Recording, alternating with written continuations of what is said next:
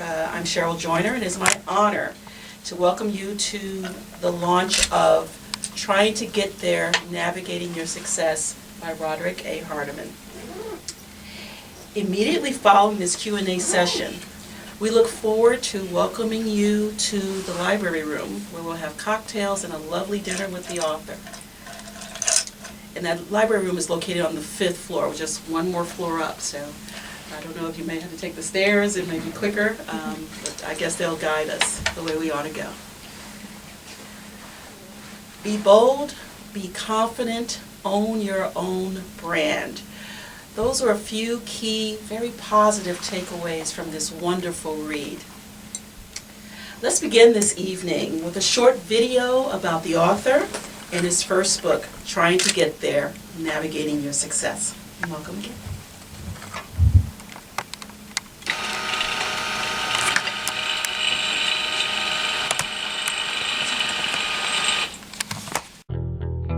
I am the traveler on the journey. God, family, and servants shape my path. Success stories are usually told at the finish line, but I'm still running my race. The road to success is not always straight. It twists, it turns. I am the product of an educator with a graduate degree and a factory worker who never finished high school. I started in the inner city, but made it to the world of high finance. I raised my family in Detroit, but I traveled to New York to earn my check. I am as comfortable with executives as I am back on the block serving the community. If there is one thing I've learned from all the diverse people and experiences in my life, is that you have to walk your own path. Sometimes the right decision is not the popular one. Sometimes finding yourself means going against the crowd. Sometimes people think you are crazy when you are just trying to be original. True success is found on your own terms, in your own time, following your own path. I am Roderick A. Hardamon. Join me as we begin our journey together, trying to get there, navigating your success. Welcome again. My name is Cheryl Suarez. I'm an executive director at Morgan Stanley, and I'm honored to be here tonight for this very special event. Please join me in welcoming to the stage esteemed business journalist and author Mark Elwood, and philanthropist, North American head of alternative investment services, and the author of Trying to Get There, Navigating Your Success, my friend, Roderick Hardamon.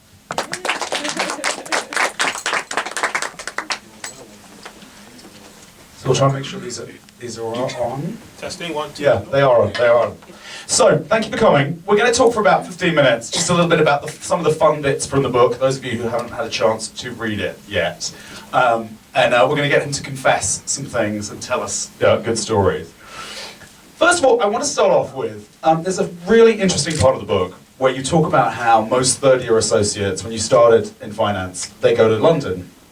But you decided to take this calculated risk and you went to Hong Kong. Now, I was always told there was this acronym, FILTH, failed in London, try Hong Kong. Tell me, for you, Hong Kong wasn't a failure, it was a big success. Why did you take that calculated risk? Thanks, Mark. Hong Kong for me just represented something very exciting. Most people, after they spend 2 or 3 years working in financial services on Wall Street, London is the easy choice. It's very similar to New York. It's an easy transition for people. Hong Kong for me represented really a greater diverse experience. In college I majored in accounting and philosophy, so I always had an affinity for Eastern philosophy. I studied Buddhism and the like, and so I was always drawn to living in China or Korea at some point. And so Hong Kong was really a challenge. But the interesting thing was, once I made the decision to move to Hong Kong, I had a lot of people trying to convince me that it wasn't the right choice for me. They thought that because I was African American, there was no way I could be accepted by clients and by the culture. And I found that was the farthest from the truth. While people were really trying to give me sound and good advice, I found that they really didn't have my perspective. They knew what they understood to be the right path, which is a tried and true formula. You go to New York, you go to London, you come back. But going to Hong Kong really for me was the risk that allowed me to kind of spread my wings, improved my ability to service clients, and really just broadened my perspective. So I know you're very big on taking calculated risks. I'm going to make you take a calculated risk in front of people, and I need you to say something. If you lived in Hong Kong, prove it to me. Give me something. Tell me something in Cantonese. Yat Ling Sum La Bing Sin Do. Which means? That's my address in Hong Kong. I can always get home. Exactly. I'll take that as proof that maybe you speak a bit of Cantonese. Tell me, I'm curious. Obviously, you touched on the fact that as an African American in East Asia that you're going to stand out and you will have some challenges. I know we've talked about when you were in Korea, there was a moment when you realized that you were facing that challenge head on and it paid off. That risk paid off. Can you share that story with everyone? Sure. So when I moved to Hong Kong, I thought I'd live there and spend most of my time there. And within the first week, they sent me to Seoul. And I ended up spending 70% of my time in Seoul, which didn't know how to speak Korean, didn't expect to be there, so I had to figure out how to adjust it. So one of my larger clients, we would always go out to dinner, and our first significant, important client dinner, the wait staff walked in, noticed I was an African-American gentleman there, they turned around and ran out. Now you can imagine that my client was mortified. You know, he was a CFO of a major firm, public company in Korea, and he lost it. He went out and kind of berated the staff. It was really an affront to his own sensibilities and his honor. But for me, I never made a big deal. Right? I understood the challenges of going to a culture. I understood it was up to me, if I really wanted to be successful, to understand and embrace it, the culture I was in, and really understand and digest it. I understood the challenges, but I also appreciated where I was and how much the opportunity for me was an educational experience for everyone. And so because I never made it a big deal, it was never a piece of drama, I never actually spoke about it at all to him. He became my best client, best friends. We had dinner probably twice a week. He was probably my biggest advocate in making sure not only did I have other clients in Seoul, but in my own career. I'm not going to ask you to speak any Korean, don't worry. I know none. So that, when we look at some of the tenets of your book, taking calculated risks is one of them. I also want to talk a little bit about, I know everyone is thinking, tell me about the bow tie. I know that, so we'll face the bow tie head on. But there's a very good story behind this because I think you talk very, very candidly about owning your brand and learning to stand out in the right way. Tell me about how the bow ties became your thing. So I went to Morehouse College, and bow tie is not uncommon at my alma mater, but on Wall Street it's a very uncommon thing. And as a first-year analyst, you don't really have much control over what you do. Only thing I can control is how I look. So my expression of individuality was, I'm going to wear my bow tie. And for my colleagues, it was a very interesting, somewhat comical thing. You know, they began to make jokes about it. They would encourage me not to wear them. They had a bow tie Friday one day where the entire department wore bow ties, some serious, some very clownish, large red and white polka dot bow ties. I think for some it was an appreciation, and some it was an encouragement to kind of chill out. And my response was, instead of wearing it one day, I wore it 2 days. 2 days became 3 days. 3 days became 4 days. And the more they pushed me to stop, the more I wore it. And what I realized was that it was my expression of who I am. My work product really stood out for me.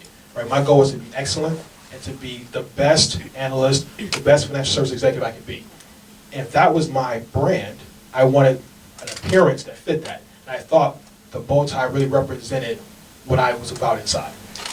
Well, you touch on, I know everyone, you're not going to tell us the special place to get special bow ties, are you? I'm sure there's some special store that you know and you don't want to tell anyone. I have to tell you in private. Okay. It's very interesting to me when you talk about appearance plus performance is perception. Can you explain that a bit more? Because I think that's about making sure that, yeah, it's not just, you can't rely just on the bow tie. It's not enough to look good, right? There's a lot of pretty faces in the world. You gotta have some stuff behind yourself. And for me, my appearance is the outward representation of how I carry myself and how I operate. I always try to have sound judgment. I always try to be thoughtful. I try to be take calculated risks, but I always try to aspire for excellence. And that's kind of my MO. But it doesn't matter if, you know, style with no substance is really useless. And so for me, it's all about combining the substance with the style. And I think we have that combination that really makes for a powerful personal brand. I can't even tie a bow tie, so I'm very much in awe. I feel like a bad British person. I said I would give you a lesson. I know, eventually you will teach me. That's your second book. How to tie the bow tie. But I also, and I think in the book you also touch on something which I think is a great question to ask people, very much around this, which is, what does my smile say about me? What do you mean by that? And so when I think about the personal brand, it's just not about your appearance or your professional excellence. It's your entire package. It's how you present yourself to the world. So if you're an introverted person and you want to figure out how to expand yourself, you got to step out of your comfort zone and be more communicative to people. You got to introduce yourself.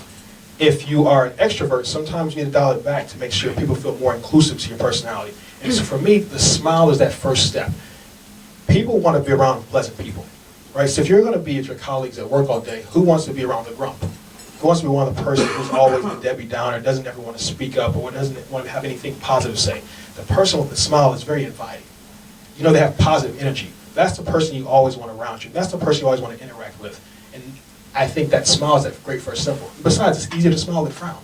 I'm sure it burns more calories or something. I'm sure there's somewhere that it Has to be a medical fact, right? But it is, but there's something, I think it makes a very serious point underneath this, the sort of fun part of that smiling and being cheerful doesn't undermine your heft or your authority. It can actually help you a lot. It should help you. I think some people think that you have to be ultra and uber serious to be taken seriously as a professional. It's not the case.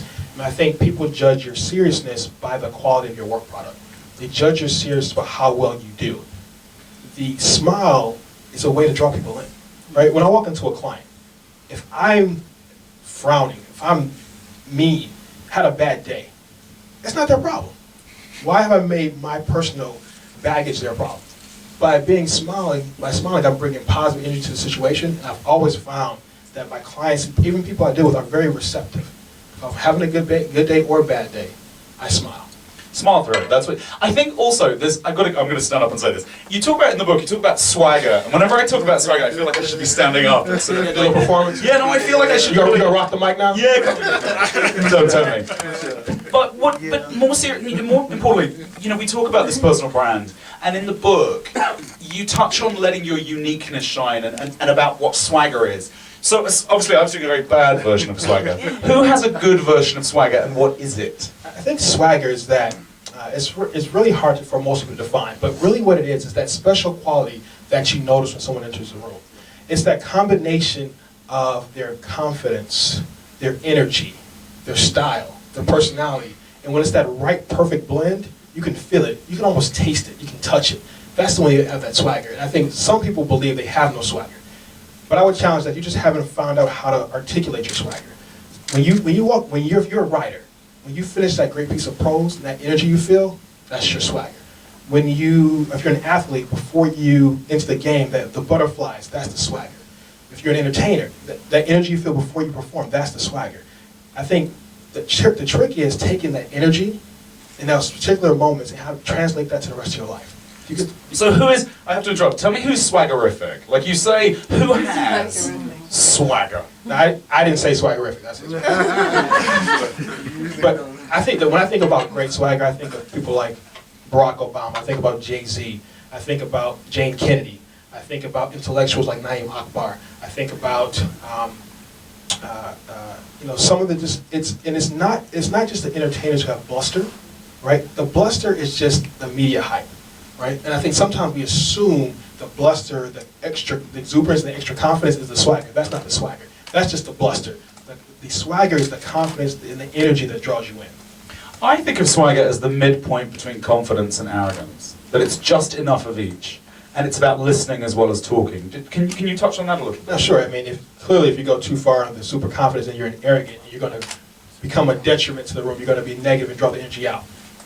But when you're talking about, when you're really talking about that listening component, it's about the relationships you're connecting with, right? Someone who is additive to the room, brings great energy, is someone who listens. And the relationships you need to connect with individuals has to be a circle, right? It's not just a networking party where you're just doing speed dating. Circles are about really making a two-way street, making sure that everyone benefits from the relationship. And I think that's the important part of combining that swagger, that listening component, is you build your relationships. You have to listen first. Well, I was also going to, the final point that I wanted to talk on, which I think is really interesting, where one of your chapters is about building meaningful relationships and how to do that, and it's about connecting circles. I always think of it as like a human Google+. Tell me about what it is. Why do you say circles, connecting circles? Yeah, it's really, so when I think about, people go to the cocktail party, they always try to find the most senior, most powerful person in the room. That's who they want to interact with. That's usually a one-way street. You want something from them, but you have nothing to offer. When I think about circles, it's about connecting relationships. It's about having a situation, a relationship that both people benefit from. When you have a relationship that both people benefit from, then everyone participates. It's not just you calling someone, emailing, asking for a meeting. It's a dialogue that you're establishing. And I think that's when you get something really powerful. That's why it's connecting the circles. Because every time you connect a new circle, you get these interlinks. And the chain, the strength becomes a lot stronger. I always say when I go to a party and they give me a name badge, I've said this to you, I take the badge off and I say to people, you have to talk to me for 5 minutes without knowing whether it's worth it. That's important. And it's really, and the good thing, and what I love about when you do networking right, some people say 4-letter word, but when you do networking right, it's like having that one-on-one dinner, right? It's that one-on-one conversations, that engaging. It's not the speed dating round, but it's the one-on-one conversation. You have to listen. You have to empathize. You have to understand. When you do that, that's when you're getting something really good. You talk about it being like dinner for two rather than a cocktail party. That's it. So you're sort of going on a like a work date. It's a work date. Every time you have these interactions, a new chance to wine and dine. Yeah, that's a great. I know that mentorship's very important to you and sort of paying things forward. Can you talk to me about, some of your biggest mentors, people like Reginald Lewis, how they influenced you and how they inspired you to move things forward? I mean, I've had wonderful supporters and mentors in my career. When I read Reginald Lewis's book, Why Should White Guys Have All the Fun, it really changed my career path. And I probably was going to be a professor of philosophy before I read the book. I read the book, I went to Wall Street that summer. And it really changed my path because it showed me how you can compete and be excellent, and what the impact you can make was on the world.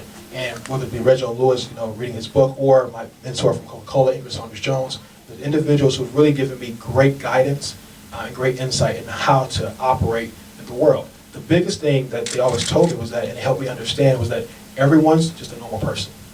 Right? The first person my mentor introduced me to was the CEO of Coca-Cola. And I realized that he was just a regular guy who put his pants on one day at a time and who listened to his wife when she told him what to do. After that, you really become very comfortable. And once you have that comfort level, you're not intimidated by the relationships you're trying to establish. Everything works. And you also want to pay it forward. I mean, that it's not about just being a mentee, it's about being a mentor. And that's one of the big reasons why I wrote the book. I mean, I spent a lot of time mentoring and speaking to groups, but you only can talk to so many people. You only can mentor so many people one-on-one. And so I really wanted to write the book to be a one-on-one discussion. So for every individual who's really trying to figure out how to maximize that journey to success, they can really sit with me one-on-one, really in their home, and have this discussion with me. And so they can figure out how to think about their success, how to define it, on their own terms, in their own time, by following their own path. Well, thank you for this discussion. I'm sure everyone will have questions. I'd rather let you all ask them over a glass of wine than shouting them out from the chairs. But thank you all for coming. The book is fascinating, and I hope you all get a chance to read some of it. This is all about taking calculated risks, owning your brand, and I just honestly, just ask him where he gets his bow ties, because he won't tell me. Thanks, everyone.